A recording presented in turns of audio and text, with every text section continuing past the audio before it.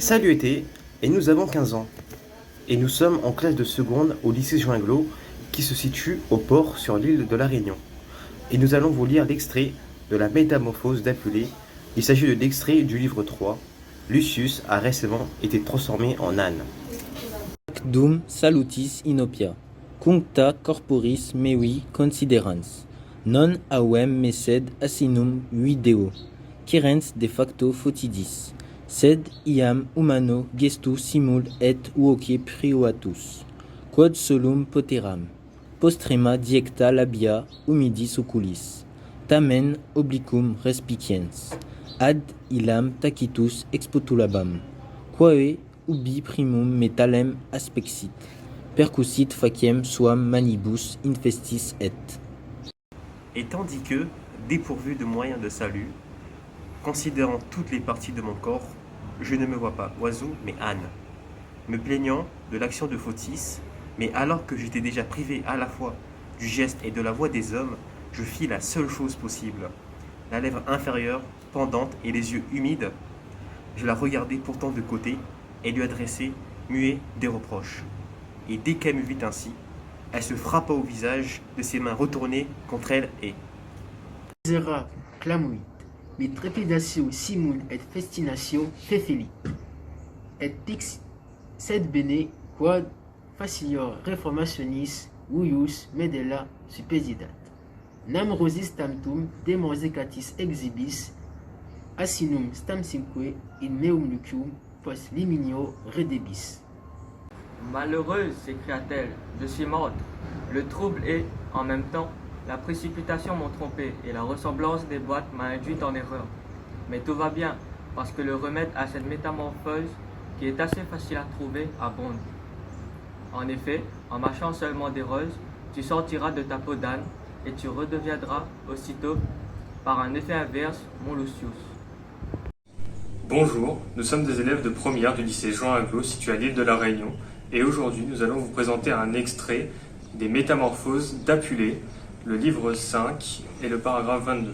Psyche et corporis et animi alioquin infirma facitamen servitia subministrante viribus rubolatur et prolata lucerna et adrepta novacula sexum audacia mutatur.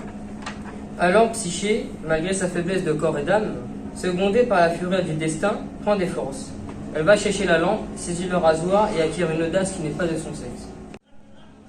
Sed cum premium luminis oblationetori secreta clarebunt, videt omnium ferrarum mitissimam dulcissimamque bestiam. Mais dès que les secrets de sa couche s'éclaircissent avec l'apparition de la lumière, elle voit, de toutes les bêtes sauvages, la plus gentille et la plus douce. Ipsum illum cupidinem formonsum deum formonse cubantem, cuius aspectu Lucianae, quoque lumen hilaratum, increbuit et acuminis, sacrilegi nuaculam paenitebat. Le fameux Cupidon en personne, le beau Dieu couché avec grâce. À sa vue, la lumière de la lampe réjouit elle aussi. S'aviva et le rasoir regretta son tranchant impie. Atuero psyché tanto aspectu deterita et impos amini marcido valore defecta tremensque decidit in immos poplites et ferum quaerit abscondere sed in suo pectore. Quant à Psyché, prise de panique devant un spectacle d'une telle grandeur, hors d'elle, le teint pâle et languissant, défaillante et tremblante, elle se laisse tomber à genoux et cherche à dissimuler son arme, mais c'est dans son propre cœur. Profecto fecisset, nisi felum, timoletanti, flagiti manibus, temelaris, delapsum et volacet. Iam quelassa, salute defecta, dum saepius, divini vultus, intuetum, pulcretudinem, recreatur, animi. Elle l'aurait fait, si le faire, par crainte d'une si grande ignominie, n'avait glissé des mains irréfléchies et ne lui avait échappé. Et déjà, malgré sa fatigue et sa vie qui chancelle, à force de fixer des yeux la beauté du divin visage, Psyché retrouve ses esprits. Videt capitis aurei genialem caesariem ambrosia temulentam, que vitces lacteas genasque purpureas pererantes crinium, globos decoriter, impeditos, alios antebendulos, alios retrobendulos, quorum splendore nimio, fulgurante iam, et ipsum lumen luceanae vaciabit. Elle admire cette tête radieuse, cette auréole de blonde chevelure d'où s'exhale un parfum d'ambroisie. Ce cou blanc comme le lait, ses joues purpurines, encadrées de boucles dorées, qui se partagent gracieusement sur ce beau front, où s'étage derrière la tête et dont l'éclat éblouissant fait pâlir la lumière de la lampe. Per humeros volatilis dei pinae roscidae micanti, flore canticant, et quamuis alis quiscentibus, estimae plumulae teniae ac delicatae tremulae, resultantes inquieta lasciunt.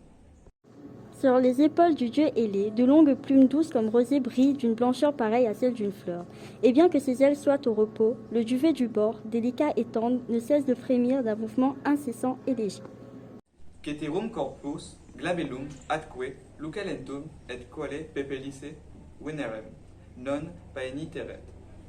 Ante lectuli pedes iacebat arcus et faretra et sagittae. Magni Dei propitia tela.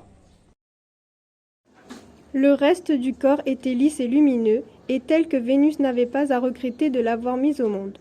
Au pied du lit gisaient l'arc, le carquois et les flèches, les armes bienveillantes du grand Dieu.